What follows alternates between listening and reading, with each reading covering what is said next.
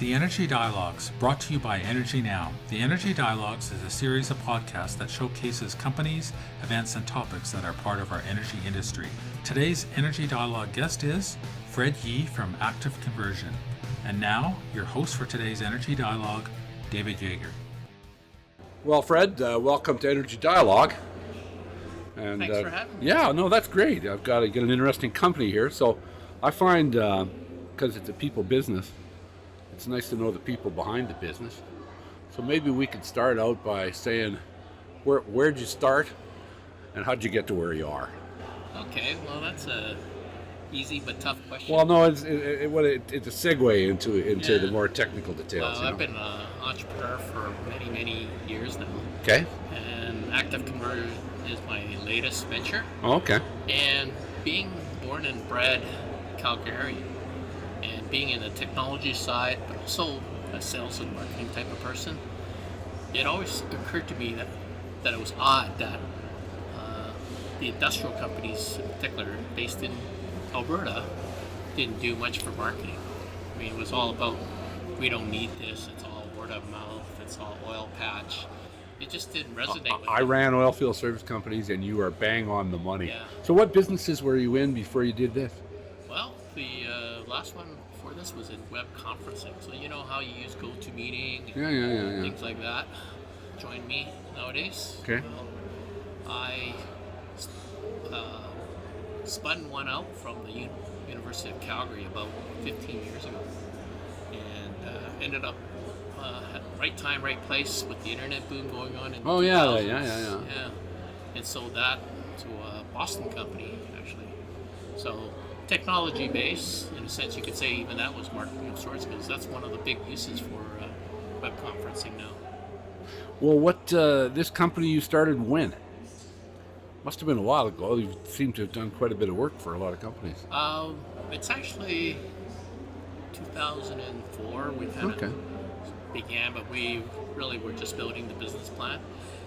We came across Google, something called Google back in those days. Oh, before I've heard of that. I've heard of Google. Yeah, before they were well known and before people even knew what it was all about. The only thing they knew was that it was a search engine, but people didn't know how they made their money or any of that. And I knew at that time it was going to change how business was going to be done. I see what you're saying. Yeah, Right. the tech revolution, or call it whatever you want. Yeah, well, way easier to market to people who are actually looking for you. Yeah. Looking for what you do, Yeah. right? They might not know who you are, Yeah. right? Yeah, it beats putting an ad in the back of the yellow pages, doesn't it? Yeah. Or, in a lot of publications, it just would change things, because it's pretty random how advertising and marketing kind of works for industrial companies, right? Because you have to get lucky. It's not like selling plane tickets, where everybody needs that knows. every day. Yeah, everybody knows where to look. Exactly. Well, it says since 2007, you've 500 successful projects that help energy service companies improve their sales. Like, what's a project for your company? Pretty much a new customer, but we have multiple projects for customers. Okay. So what it would entail is we make sure they're found online. There's a number of ways to do that. You guys may have heard of things like search engine optimization or Google AdWords, which is actually how Google makes their $1 billion a year, Okay. right? Where people are looking for what others are doing. And then we added on those services along with a product technology that now also tells you who is looking Okay. when people visit.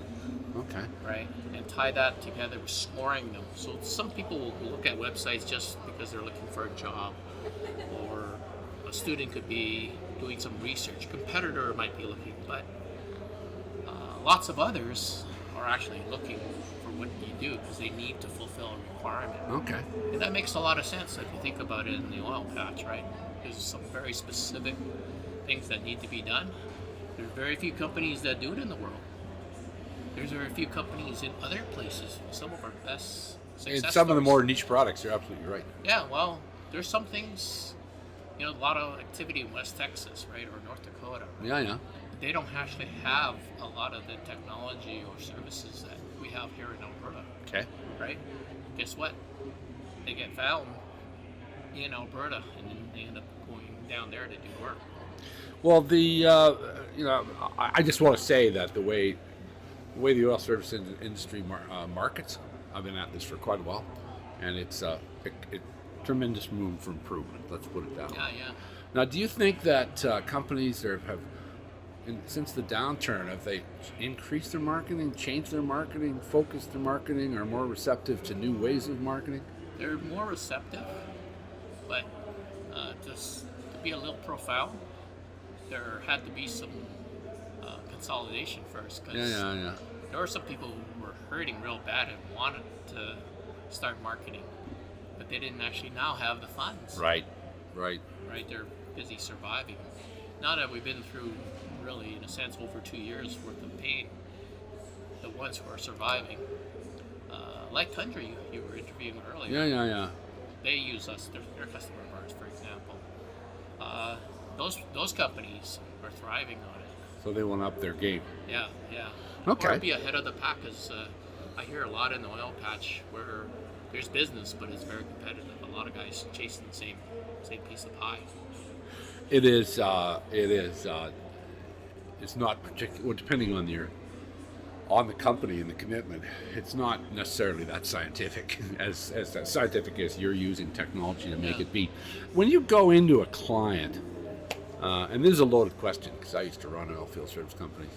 At what level do you go in at? I mean, you talk to the sales manager, you talk to the CEO. Question. Well, we try to go in at a VP level of sales and marketing. A lot of times we won't have a marketing VP, right? Okay. A lot of times it's just the guy in charge of sales. Right. But he would be a VP because it's still important. And we start there. And a lot of times that same person's in charge of whatever marketing they might be doing too. Okay. And I guess another online's playing a larger consumer purchases. Is this working for these guys? Because that's what you're saying it is, eh? Oh yeah, we've had customers since 2007 are still with us. Yeah. Because it's automated, low cost. It just kind of works in the background for them, generating qualified opportunities, inquiries for them. Okay. Right. Cool. So you probably have competitors. Yes. I mean, well, I should admit that some guys won't. Well, I could say the same thing I hear from my customers or prospects. We do something so unique, no one else does it, and therefore we have no competitor. Except business sucks. Nobody's buying anything today. Well, or else they don't necessarily understand the point of indirect competitors. Right. So we have indirect competitors and direct competitors. Top spot in Houston would be one. They focus on industrial companies. They don't have their own technology like we do.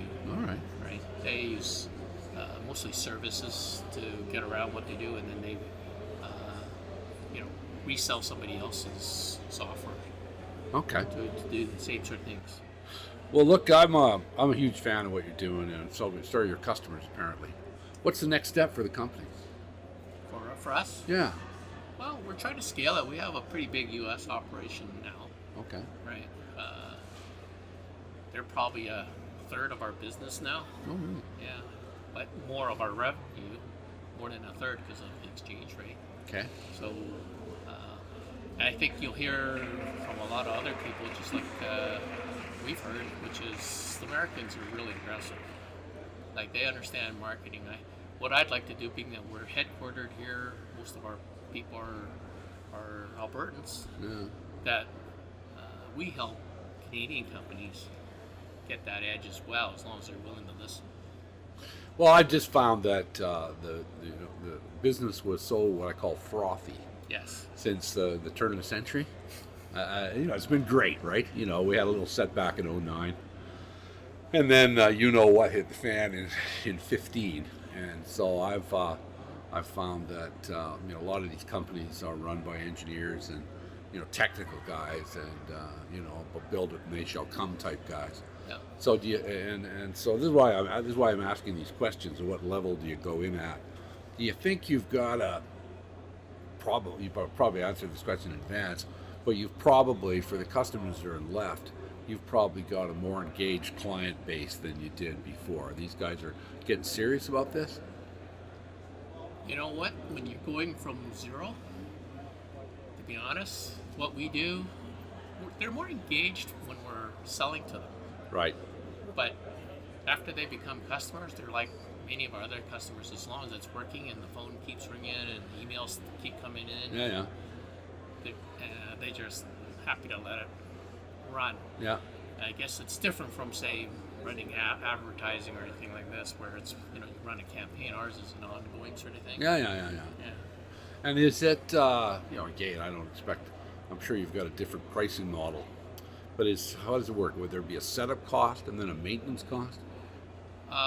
We used to do that, and we still do a little bit of that with some customers, but our usual one is a monthly subscription. Okay. And in Canadian dollars, it's typically anywhere from about $500 to $800 a month. Really? Yeah. Very low cost. That's nothing.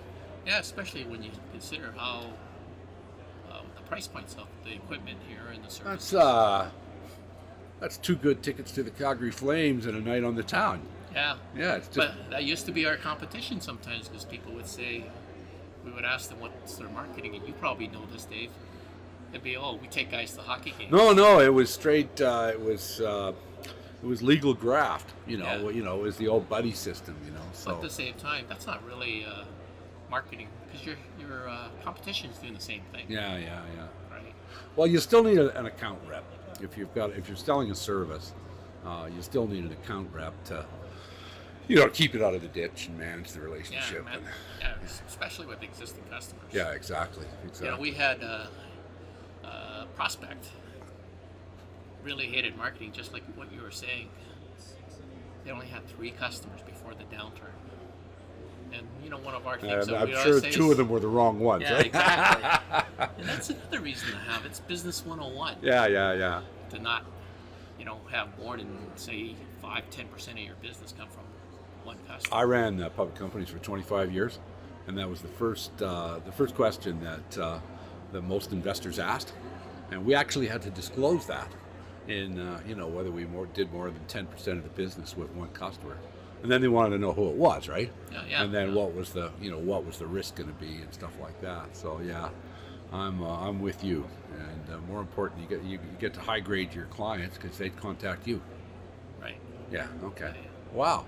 Well, that's fantastic. I'd never heard of your company. Very clever. I'm working with a couple of oil service companies, and I'm going to talk about this. All right. So look, you're a pretty good salesman. You've got to wrap up. Anything else we've missed? Is there anything else we should know about your company? One last plug? Well, I don't know if I'd call it a plug, but what I said earlier rings true. Is just because word of mouth worked in the past. Yeah. Get on board. Invest some money in marketing that works. Right. And generate, other customers in other geographies, and people get through the downturns much better, and also win a lot more in upturns. Yeah. So we'll go to word of electron instead of word of mouth. Yeah. Fantastic. Thank you very much. Well, thank you. Have a great day. You too. Thank you for listening, everyone. We encourage you to share this broadcast in your social media channels. Until next time, have a great day.